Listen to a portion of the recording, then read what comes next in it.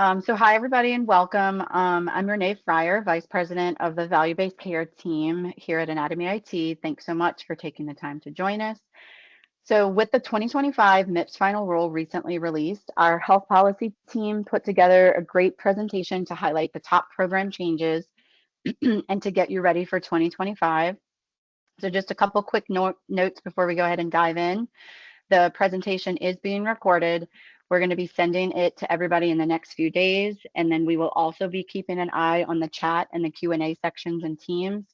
So feel free to share your questions as we go. And then at the end of the session, we'll have a live Q&A where you can either come off mute or drop your questions in the chat. And we will also share a couple of resources throughout the presentation, so keep an eye out for those in chat. And with that, I am excited to hand it over to our presenters, Jessica Peterson and Sarah Hakim.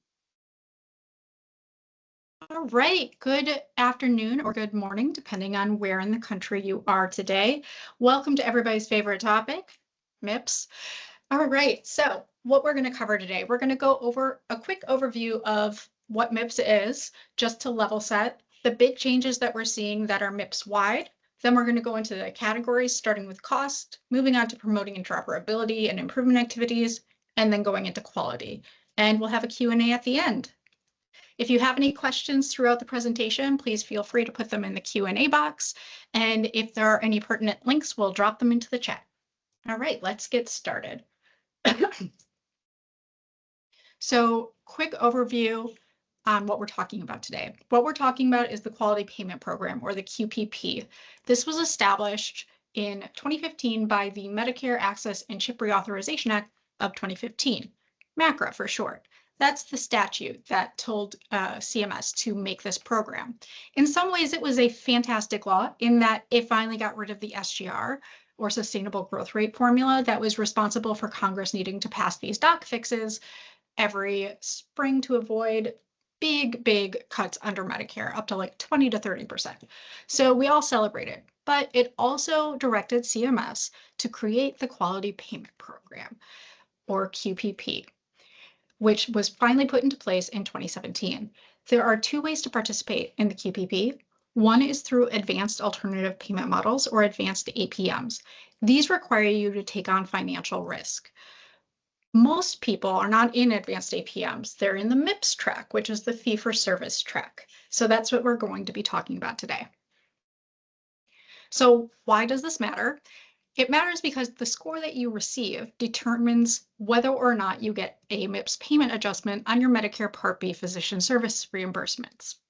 So if you get 75 points or above, you avoid a penalty. At 75 points, you get no adjustment whatsoever.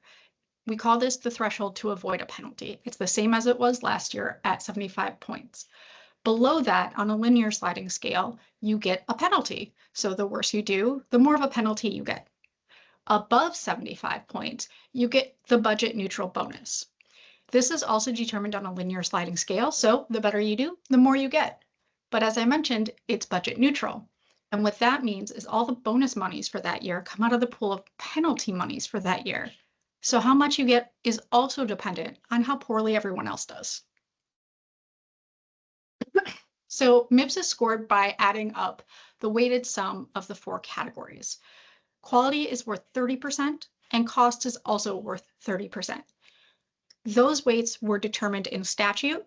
So unless there is a congressional change, which I don't foresee to these categories, that is what they will remain. Promoting interoperability, that's the EHR category of MIPS, that's worth 25%. And improvement activities is worth 15%. This is also unchanged from last year. What is new, most of you are probably aware that there are reweighting policies, like under COVID, how you could apply to have categories reweighted. That's a hardship, right?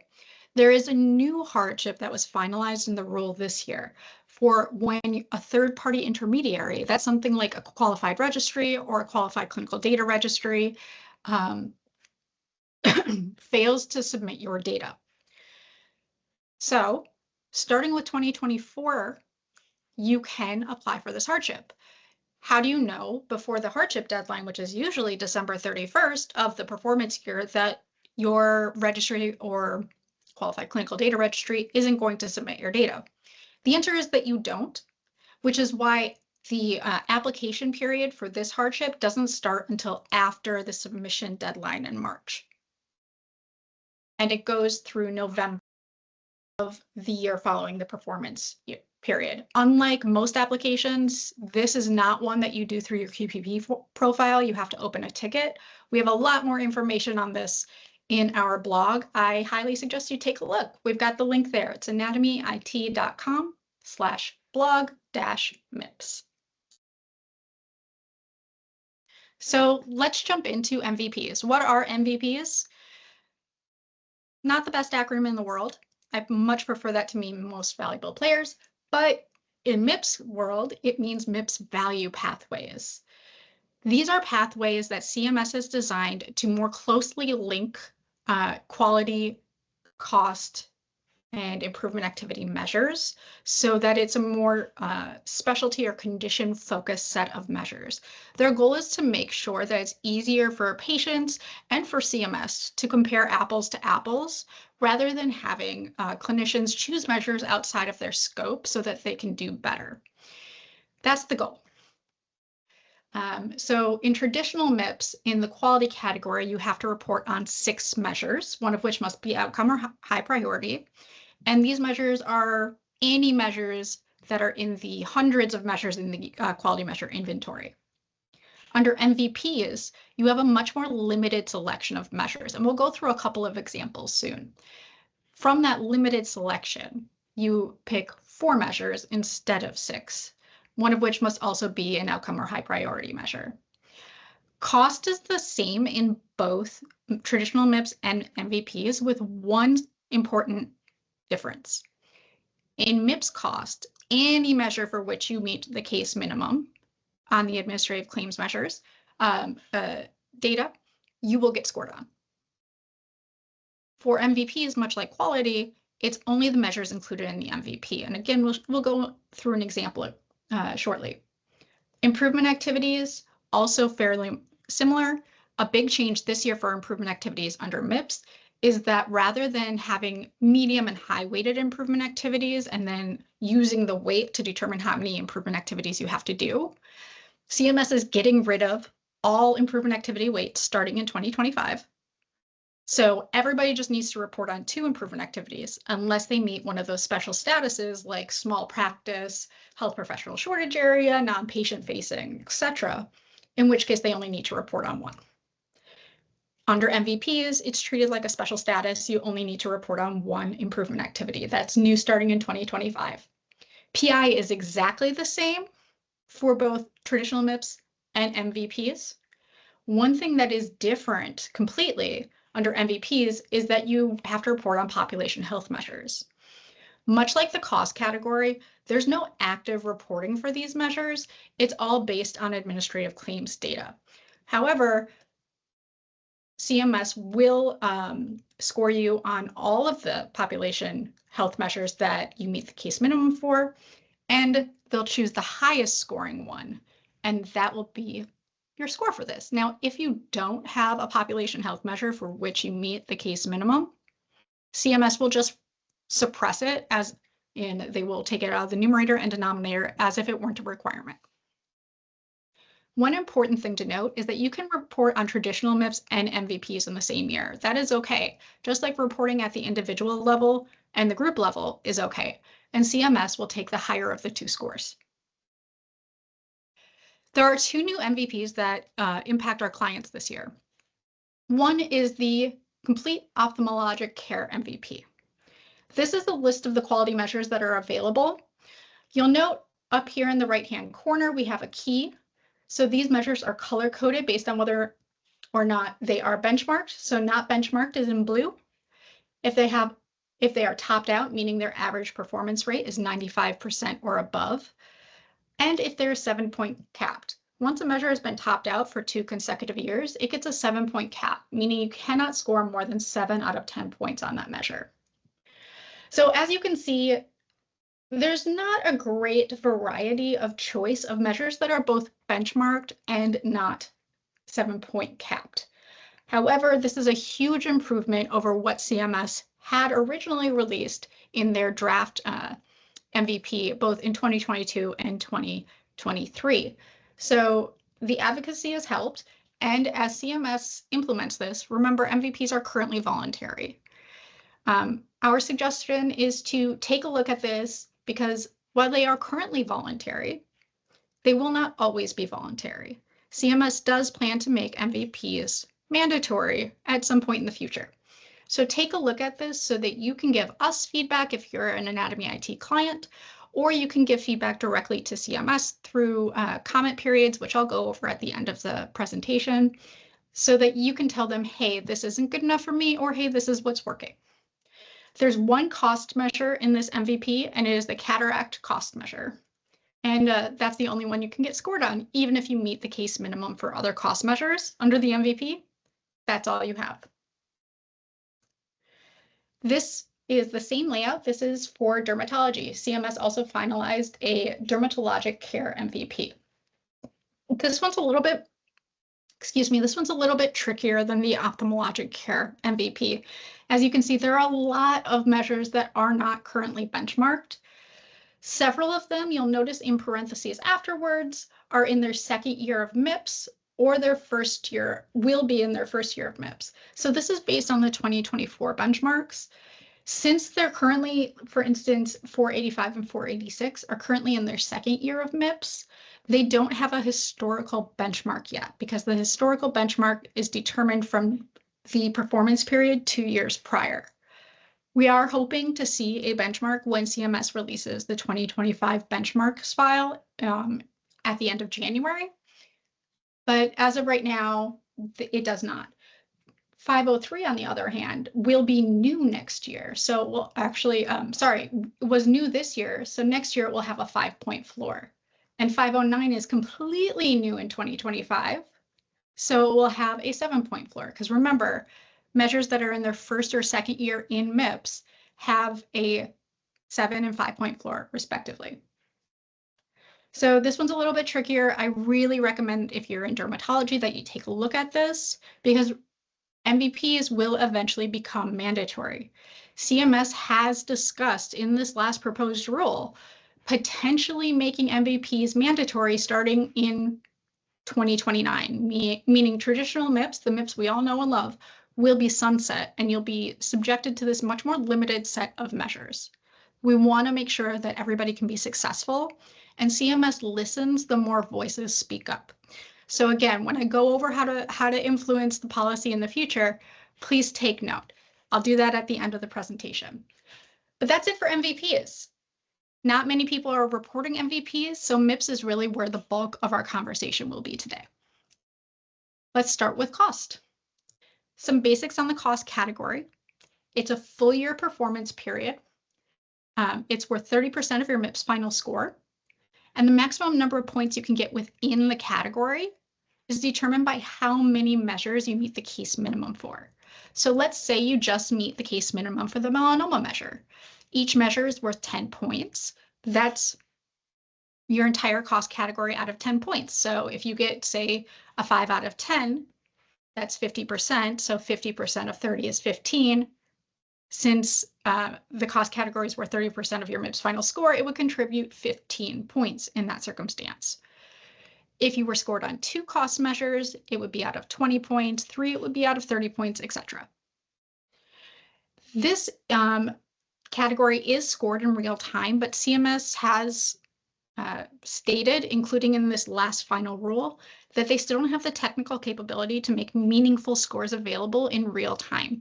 So we won't be able to do any modifications during the performance year based on CMS feedback, but there are always things that we have noticed in trends that we can advise our clients on. So there were some pretty big changes to the cataract cost measure that I'd like to go over. One is there was a name change. It doesn't really signify anything. CMS did get rid of the word routine in front of cataract removal with IOL implantation. So it's just now cataract removal with IOL implantation measure. And the reason they did that was because they reduced the list of exclusions pretty dramatically.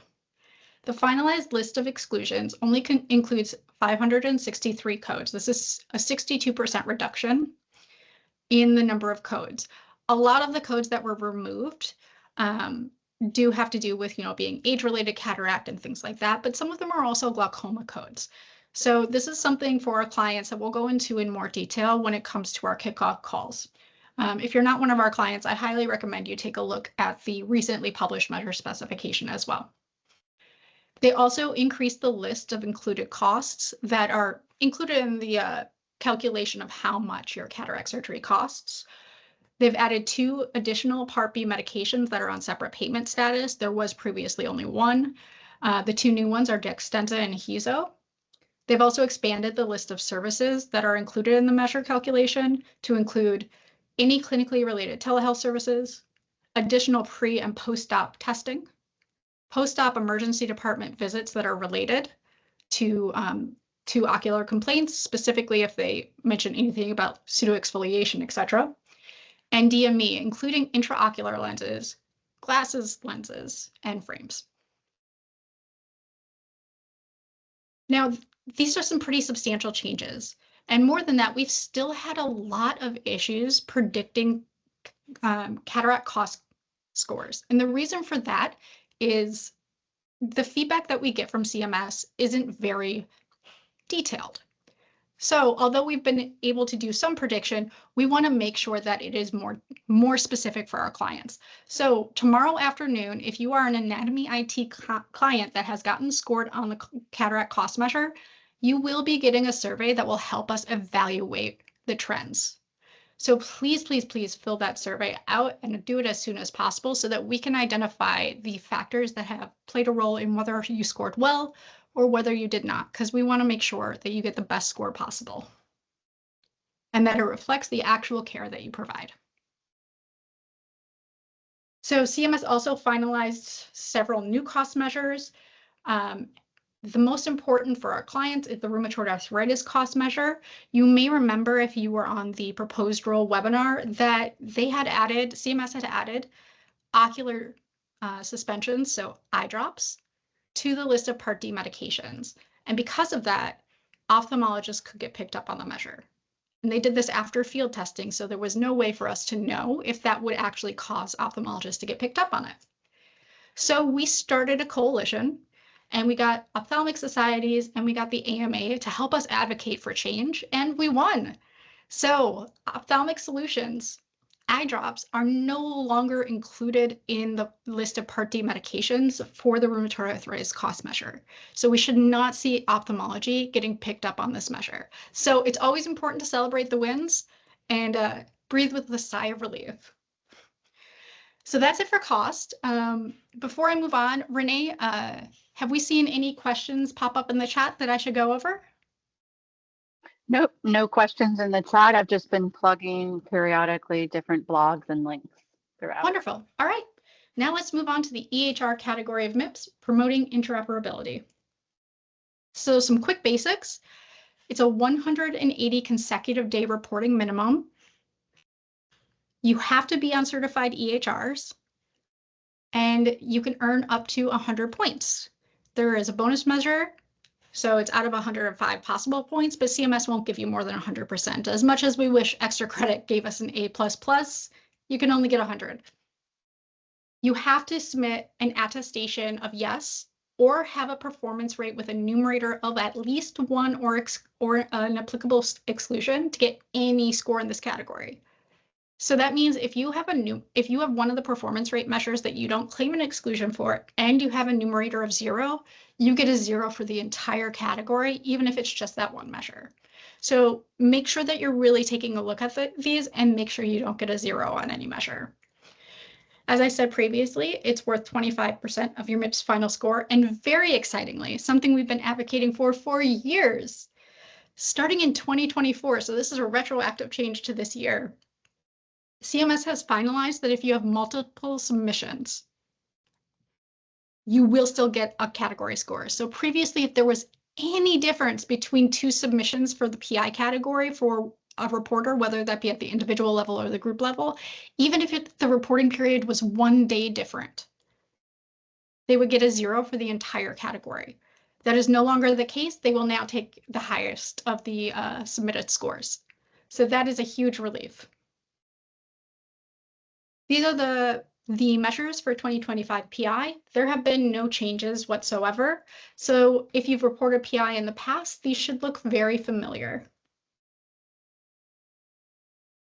There have also been no changes to the PI attestation requirements. These are the boxes you have to check in order to get a PI score. They aren't scored specifically, but they are required for the category. One thing I would like to note was that starting this year, you have to attest, so 2024, you have to attest yes to having completed the high priority safer guides assessment every year. So I just want to make sure that if you're on this call that you remember to do that this year. It doesn't matter when in the year you do it. It does not have to overlap with your PI performance period, but you do need to make sure that you complete your high priority safer assessment. And another important thing, attestation requirement 2, actions to limit or restrict interoperability of cert. This, for all intents and purposes, is attesting that you are not information blocking. As of this year, starting in July, actually, July 31st, CMS now has the authority to give you a 0 in the PI category if you are found to be information blocking. In addition to a 0 in the category, you'll be put on the ONC, or now the Assistant Secretary of Technology Policy website, a wall of shame, so to speak, if you are found to be information blocking. It will include who you are, what your business address is, and how you information blocked. There's a lot of detail that goes into this, how they're applied, when they're applied, what it means if you're a group reporter. So I highly suggest that you check out our blog because we don't have time to go into full detail for that today. So again, our blog is at anatomyit.com/blog-MIPS, and we have a whole article in there that goes over this in much more detail. One of the other attestation requirements is that you perform your security risk analysis. I want to remind everybody on this call that this is not just required for promoting interoperability. This is also required under HIPAA. Anytime there is any change to your practice, and these could include some minor changes, or a new computer, or even changing your Wi-Fi password, you are supposed to complete a security risk analysis. So if it's just looking at the one thing that changed, that's fine, but you have to complete it. And the safest way to do it is to make sure you do it at least annually. It's also required to do annually for the promoting interoperability category. Once again, just like the safer guides, this does not have to overlap with your performance period. It can be done at any time during the year, but please do this. If you get hit with ransomware or any sort of cyber attack and you have not done this, it may look to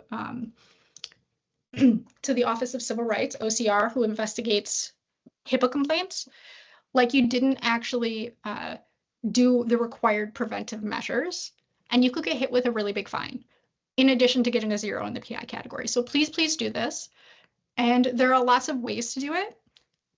One thing I want to make sure to mention is that if you're doing it on your own by having your internal IT or an IT vendor complete your HIPAA security risk analysis, make sure that they're not just looking at the tech. In addition to the tech, they also have to look at, your physical safeguards. Do you have screen protectors on? Do you have locks on your office doors? Your business practices, do you have business associate agreements in place, etc.? There are a lot of factors that go into a complete security risk analysis, so do make sure that they are doing all of those. Another way to do it is you can do it with us. We actually have an entire division that does security risk analyses here at Anatomy IT.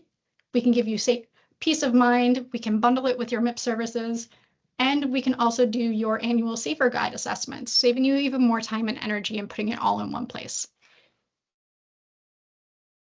And that's it for promoting interoperability. Now I'm going to move on to improvement activities. This one should be quick. So improvement activity basics, this is a 90 consecutive day performance period. And as I mentioned earlier, huge change, big win. It's about to get even easier. CMS has gotten rid of all activity weights starting with 2025. And now you only need to do a set number of activities rather than determining, hey, this one's medium weighted, this one's high weighted. How do I add everything together? Everyone just has to do two improvement activities. There are exceptions. If you meet one of those exceptions, you only have to do one improvement activity. So small practices, rural practices, non-patient facing practices, health professional shortage areas, those only have to do one. In addition, as I mentioned before, if you're doing an MVP for the MVP, you only have to do one. If you're reporting both MIPS and MVPs, that MVP special status only applies to the MVP submission. There were also a lot of changes for 2025. There were 2 new improvement activities added. One is on lung cancer screening, and another is on cardiovascular risk screening. The COVID vaccine achievement for practice staff improvement activities was modified to include flu and Hep B vaccinations as well. And they have removed 4 existing activities, including 24/7 patient access, implementation of a PPE plan, implementation of laboratory preparedness plans, and invasive procedure or surgery anti-coag medication management. Starting in 2026, so this was a delay from the proposed rule, there's going to be a modification of the engagement of patients through implementations of improvement in the patient portal activity. All of these titles are so long, but it's going to change to require it to be an implementation of a new patient portal by clinicians who were not previously using a patient portal. So it's going to be a lot less applicable starting in 2026. And they will remove 4 additional improvement activities, including the closing the referral loop improvement activity. That was a lot. So remember, for 2025, the big thing is that they are modifying the COVID-19 vaccine achievement for practice staff to include the flu vaccine and Hep B vaccines. And they are getting rid of the 24/7 patient access improvement activity. Those are the big changes. So that's it for IA. And now we're going to move into quality. Some quick basics on quality. It's a full year performance period. You can earn up to 60 points within the category. And you have to submit at least 6 measures, one of which must be an outcome or a high priority measure. And it's worth 30% of your MIPS final score. There are also bonus points here that are unchanged from last year. If you are in a small practice that is 15 or fewer clinicians, you get a 6-point bonus in your quality category score. And you can get up to 6 points for improving measured performances from the year prior. So 1 point per measure. You can report this through a registry, a QCDR, or through claims. I do want to note, and we didn't highlight it here, but starting in 2025, you cannot report it through your EHR unless the EHR is a registry or a QCDR. The Health IT vendor designation for third-party intermediaries is no longer in place starting in 2025. So general information on measure scoring, you can get 1 to 10 points on a measure, assuming that it has a benchmark. You report it on at least 20 patients, that's the case minimum, and you meet data completeness. Data completeness is 75%. That means 75% of all denominator eligible patients must be reported on. So for instance, in the diabetes eye exam measure, it's all patients aged 18 to, I think, 65 that have diabetes. That's the denominator population. So you would have to report on 75% of those people seen during the performance year. And it's for all payers, unless you're reporting via claims, which only small practices can do. And there really aren't that many claims measures, and they're all 7-point capped pretty much. So very few people report via claims. So remember, all payers and 75% is data completeness. Now, what if a measure doesn't have a benchmark or you don't meet data completeness? If you're a small practice that's 15 or fewer clinicians, you'll get 3 points. So 3 out of 10 points on that measure. If you're a large practice that's 16 or more clinicians, you would get 0 points. So please do keep this in mind.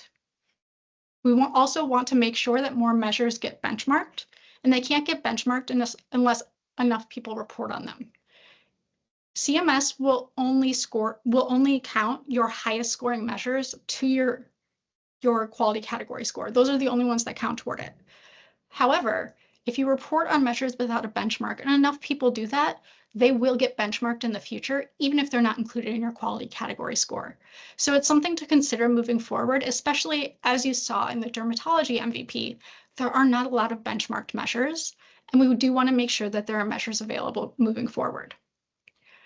One change in the final rule was that CMS extended the period for which 75% will be the data completeness threshold. They originally wanted to increase it starting in 2026, but now it will be 75% until 2028. And just a reminder, as I said before, measures that are completely new to the MIPS program have special benchmarks. Because for the first 2 years, they can't get a historical benchmark because that's determined by the performance period 2 years prior. They'll get 7 points for their first year in MIPS and 5 points for their second year in MIPS. So there have also been some changes to the quality category. There are 7 new measures, 66 existing measures with substantive changes, and a removal of 10 measures. There's also a new flat benchmarked policy for some topped-out measures. This is only available for specialty measure sets with limited measure choice and a high proportion of topped-out measures. So this doesn't really encompass our client specialties, but the table is here for completeness. So a flat benchmark means if you get a performance rate in that performance rate range, these are the points you will get. And speaking of a scoring change, I'm not sure what happened to the slide, but in the cost category, I forgot to mention there was a huge scoring change. And I'll see if I can pull up the slide during the Q&A as well. But there is now a modified way that they're scoring cost measures. And the median is now going to be set at 7.5 points out of 10 instead of 5 points out of 10. And it's going to be the benchmark ranges will be based on a statistical analysis rather than straight up percentages. So it's going to be a better way for people who are scoring at around average or even slightly above average to get a score that actually reflects their performance and allows them to avoid a penalty under MIPS. So that's a very exciting change. And I will pull up that slide for our Q&A period. But in the meantime, I'd like to hand it off to Sarah Hakim, our manager for value-based care policy, to go over top measure changes for our client specialties. Take it away, Sarah. Thanks, Jessica. So I'll be going over some of the measure-specific changes that are relevant to our specialties. So we can go to the next slide. Starting with dermatology and plastic surgery, there are changes to 4 measures and 1 new measure. So measure 137, melanoma continuity of care recall system, will be removed from MIPS beginning in 2025 because CMS says it's duplicative of the new measure that was introduced, melanoma tracking and evaluation of recurrence. That new measure is 509. You can see that on the bottom of the slide. For measure 176, CMS updated the list to add new biosimilar medications. In the final rule, CMS said that they're going to include a list of these additional medications in the measure specifications, and they're going to post that in December this year. For both measures 485 and 486, improvement in patient-reported itch severity for psoriasis and dermatitis, respectively, CMS has clarified the definition of initial or index visit used in the measure to mean the patient's first visit during the performance period.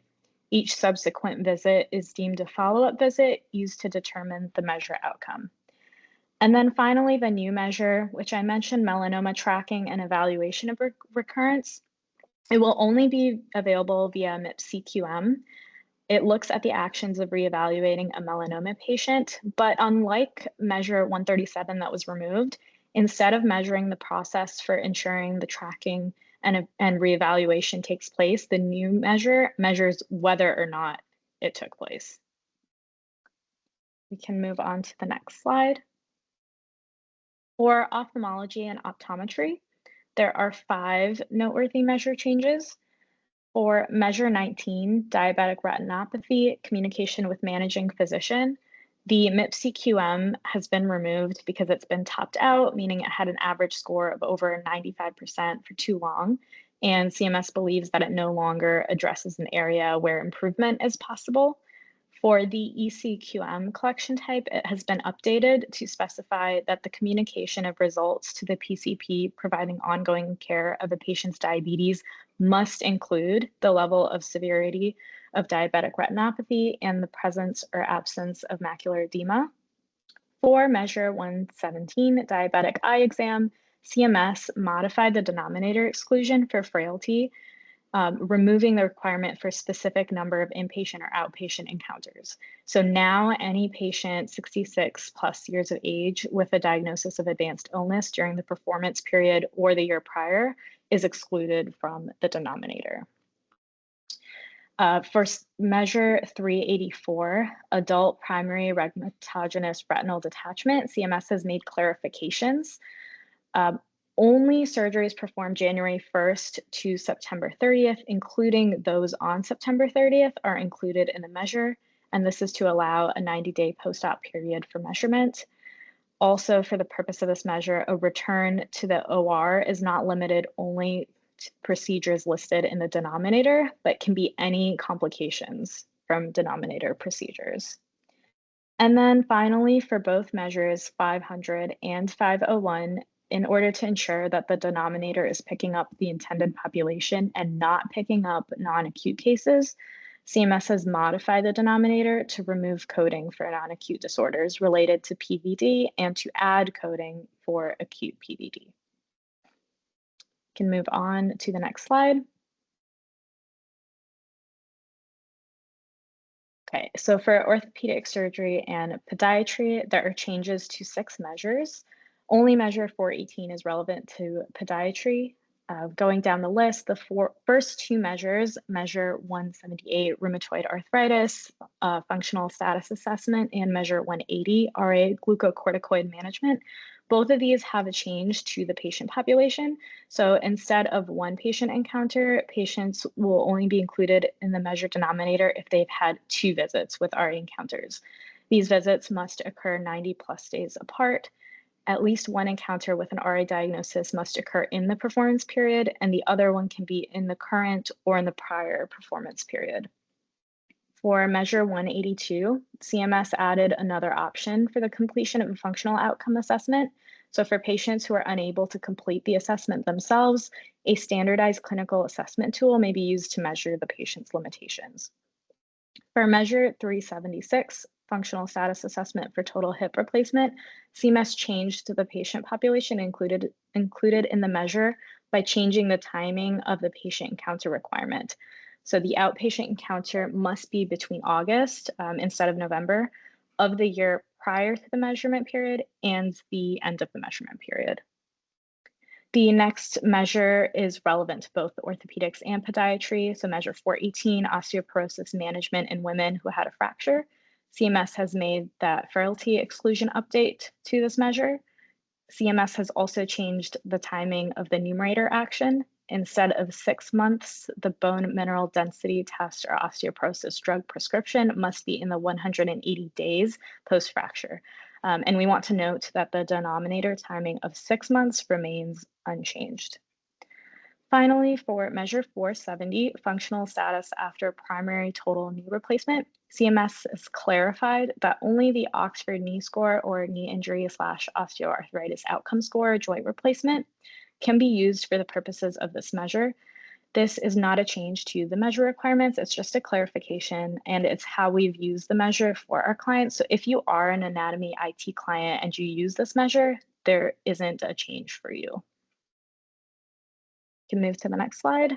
For physical therapy and occupational therapy, there are finalized changes to 6 measures in the specialty measure set. Measure 182, functional outcome assessment, we went over in the last slide. That also applies to PT and OT. And then most of the remaining measures that are in CMS's PT, OT specialty measure set, they're not often used by these specialists, but for completeness, we're going to just go over them briefly here. For Measure 281, Dementia Cognitive Assessment, CMS has made a clarification, not a change, that only cognitive assessments done after the dementia diagnosis is established will count toward the numerator. CMS also added denominator coding to include speech language pathology and nuclear medicine to 3 dementia-related measures. So those are 282, 286, and 288. And then finally, for Measure 291, assessment of cognitive impairment or dysfunction for patients with Parkinson's disease, CMS added denominator coding to include PT, OT, behavioral health, and neuropsychiatry. Then we can move to otolaryngology. There are 3 important measure changes here. For Measure 277, sleep apnea, severity assessment, and initial diagnosis, CMS added a new denominator exclusion. And then for both Measure 331 and Measure 464, CMS has made a clarification for the definition of a new occurrence for the condition referred to by the measure. So this clarification states that each unique occurrence starts with symptom onset and ends with symptom resolution or after 90 days if the resolution is not documented. If multiple encounters are documented within an occurrence, then you can submit the most recent encounter and occurrences cannot overlap. And that's the same for 331 and 464. So we can move on to the last slide. And since we report on some general measures for our specialties, we have listed those here. If you do report on any of these measures, you can check out our guide that we posted on our website in our 2025 MIPS final rule article. And I believe Renee put the link to that in the chat. I know this was a lot going over all of the measure changes measure by measure, so please check out that guide and that article. It'll be really helpful for you. And that wraps up our discussion of the 2025 MIPS quality measure changes. I'm going to pass it over to Jessica for just a quick slide on the regulatory process, and then after that, we'll have some time for Q&A. Thanks, Sarah. Great job. All right, so as I promised several times, there is a way for you to prevent negative changes and even promote positive changes to MIPS, things that can make it work for you and actually reflect your quality of care. And it is the regulatory process. I know this is about as interesting as staring at paint dry, but it is very important. So the way regulations get put in place. First, Congress passes a statute, in this case, macro. And then that starts a rulemaking cycle, in this case, that happens every year. There's a proposed rule released, and that is how the agency directed by the statute implements the law. When a proposed rule is released, you get a public comment period where anybody can comment on what is being proposed in the rule, or even things outside of what's proposed, although CMS won't change anything that they have not proposed. But CMS does consider those comments for future rulemaking. So every year, CMS releases the proposed rule for the upcoming calendar year in the summer, usually around July. And then the public has 60 days to submit public comments. CMS reviews those comments and makes their finalized changes in November. We write comments on it every year, but the more voices that are heard, the better. If you want to keep abreast on what changes are being proposed, even to other rules that may impact MIPS, please pay attention to our blog because we do outline things there, including opportunities to make your voice heard. And I highly recommend that if there's any change that you're unhappy with, please let CMS know. And with that, we're going to question and answer. But before we do that, I'm going to stop sharing for a second so that I can show you the cost slide that I somehow skipped over.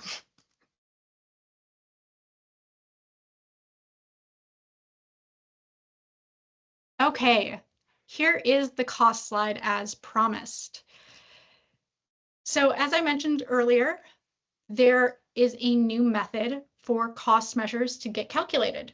Previously, CMS split every dollar range into 10 performance deciles, so ranges, 10 deciles.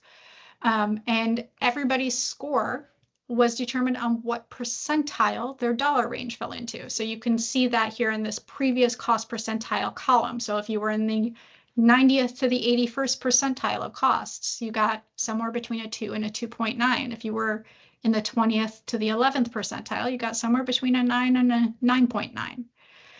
The problem with that is it does not really account for a lot of grouping. So a lot of cost measures, for instance, cataract and melanoma, they're fairly efficient procedures. So the dollar results and the dollar ranges are highly grouped, which makes it very difficult to create deciles that represent actual significant differences in cost, because slight variations can have a dramatic impact on your score. So CMS came up with a new method that's actually based on statistics. So it's going to be using standard deviations from the median. And this will make it a lot more clear and a lot more reflective of how you're actually doing compared to everybody else, rather than letting smaller dollar changes have a huge impact on your score. And more importantly, this is using the median now is going to be 7.5 points, where previously it was 5 points. Since the threshold to avoid a penalty is 75%, so 75 points on your MIPS final score, CMS did understand that setting people up to get a 5 points as an average or as a median in the cost category per measure was setting people up to fail. So they did change it to 7.5, and they also finalized that if the threshold to avoid a penalty changes in the future, the median that cost measures are evaluated at will change accordingly. So let's say it goes up to 80, the median will become 8 out of 10. And this change is retroactive. It starts this year. So 2023 is the last year you're going to see the median being a 5 and the deciles split up by percentiles. Moving forward, the cost scoring should be a lot more favorable and not penalize people for very small changes in costs. Sorry I did not go over that earlier, but we will now move into the Q&A. So actually, Jessica, really quick, I see somebody did raise their hand, but so something came into the Q&A specific about this. That's why I just want to jump back to the cataract scoring. So someone said they did not score well in 2023 on the cataract surgery measure and got a score of 3 out of 10. Could you, would you be able to explain like how they might get scored in the new scoring change for 2024 if they got a 3 out of 10 in 2023? Sure, I can't say specifically because I don't have access to all of the data that is necessary to run the standard deviations that CMS has. But I can say that first off, the score would immediately be higher just because the median will be set at 7.5 and not 5. So I would imagine that the score based on that and the standard deviations would probably likely be at least a 5 out of 10 instead of a 3 out of 10.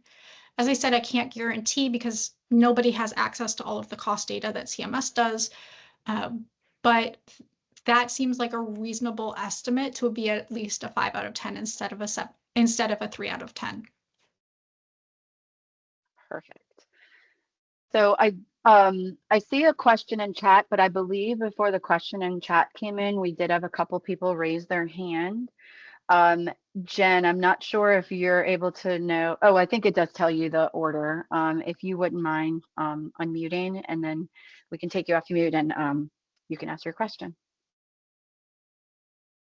Hi, my name is Gail. My quick question is, one of the slides you stated that all payers were taken into consideration, and we, as a history, have only taken into consideration Medicare claims. So could you talk a little bit more to that specific statement? Sure, that was regarding the quality category. Since MIPS began, CMS has required data to be reported on all payers unless you are reporting your quality data through quality data codes on your Medicare Part B claims. Now, only small practices of 15 or fewer, can submit data using claims for the quality category. A lot of the claims measures are topped out and 7-point capped, and many of them, as you saw from Sarah's presentation, have been removed as a collection type option for some remaining measures. So because of that, the general rule of thumb is all payers. Obviously, CMS cannot access any quality data codes that you submit on non-Medicare claims, which is why only the claims collection type only uses Medicare Part B. Every other quality collection type uses all payer data. Right, thank you. Yeah, no problem. I see another question from Crystal. Let me unmute your mic.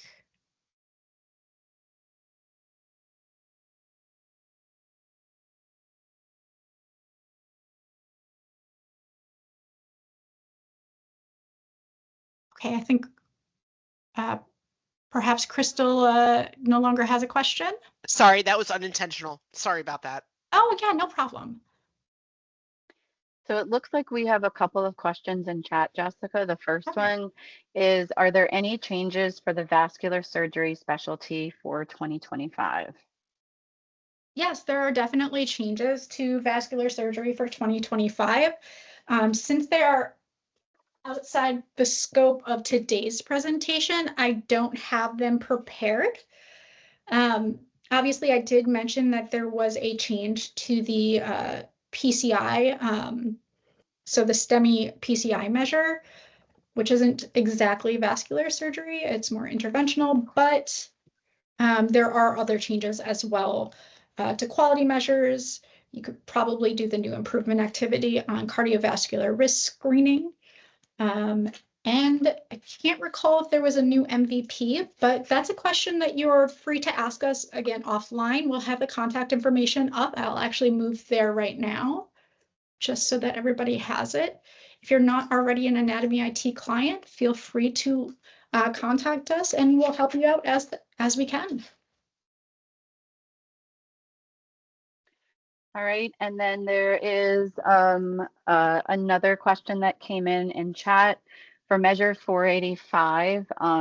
And for 485, this is for psoriasis improvement in patient-reported itch severity.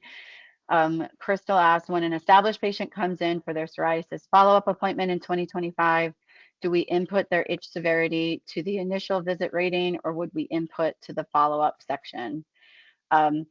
So Crystal, since you currently work with us, I went ahead and grabbed your question and we'll circle up offline. One of the things about, and Jessica, you can speak to this as well, but the measure specifications for the 2025 measures, they will be released in December, correct, Jessica? Yes. Okay, so we'll know more details as far as any changes to the specific quality measures sometime next month when they're released, which is great because sometimes they've released it in January, which is after the start of the performance period. So I did save your question though, Crystal, and we'll get back to you since I know you're an existing. But a quick summary on that though is that there should be as far as implementation and where people will map to, that's what Renee is referring to. But as far as what was finalized, there should be an itch severity reported during the index visit so that you can document during a follow-up visit if the itch severity has improved. Right, and then we have another question. Does Medicare Advantage claims go into MIPS if using the same claims collection that only Medicare Part B uses? No, so Medicare Advantage is Medicare Part C. So if you're doing the claims reporting, it only uses Medicare Part B claims. But it does count as one of the all payers if you're doing anything other than claims reporting.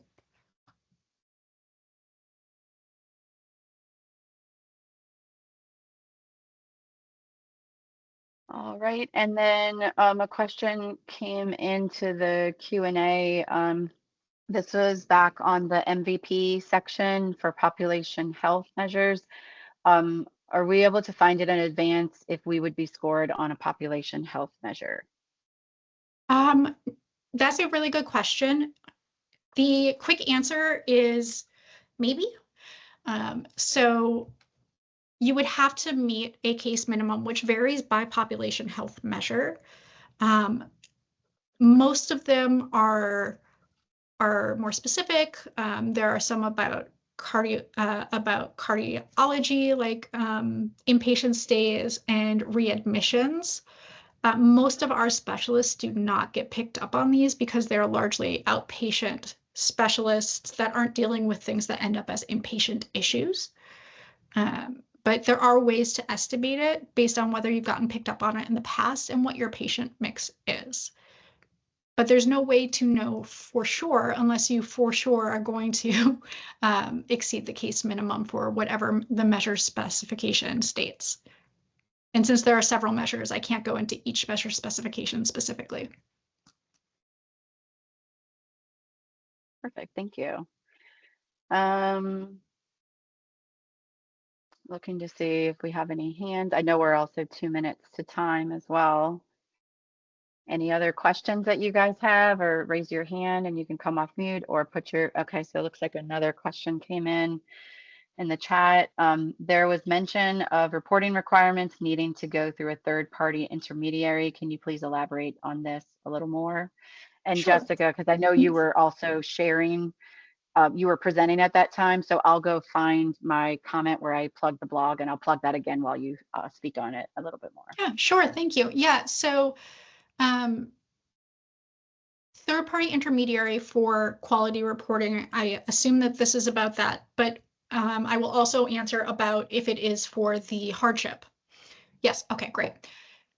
So for quality reporting, there are several ways that you can report. Obviously, one is claims. We've talked about that several times. There is a direct upload where you can directly upload your data, but it needs to be in a specific format, and that can be quite tricky to do on your own. The other and most common option that people use outside of health IT, because remember, health IT vendors are no longer going to be considered third-party intermediaries starting in 2025. So unless they have self-nominated and been approved as a qualified registry or a QCDR, they won't be able to submit your data directly. So the most common way that people do it is by using a registry or a QCDR to submit their data. And then as far as the hardship, Renee posted the link in the chat. There is a new hardship starting with the 2024 performance period that you can submit after the submission deadline in 2025 if you have delegated your submission to a third-party intermediary and that third-party intermediary, for reasons outside of your control, did not submit the data on time.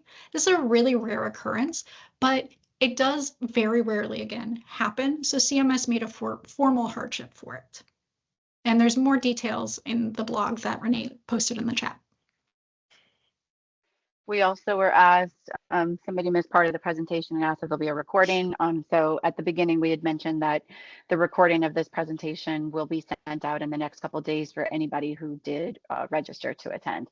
So even if you didn't attend today, any of those people will also receive an email. And then Courtney, I know you wanted to speak up momentarily because we are right past time. I think we're going to go ahead and shut down our Q&A. This has all been really great questions that we've been asked. Thank you guys so much. Yeah, it's very clear you guys have been paying attention and doing your homework. So thank you. Great questions. Yeah, I just wanted to say was if you did want to get started working with us, the email that you see on your screen, you can feel free to reach out there with any questions, or if you want just to get some information on getting started, feel free to email there. Okay. Anything else? That was it for me. Fantastic. Thank you guys so much for attending. We really appreciate it. This has been great. And thank you so much, Jessica and Sarah, for putting such a great presentation together. Of course. Good luck to everybody on your MIPS. If you're our clients, we look forward to working with you. If you're not and you'd like to, obviously let us know. And keep an eye on the blog. It's information available to everybody. Don't forget to comment. Thank you all so much.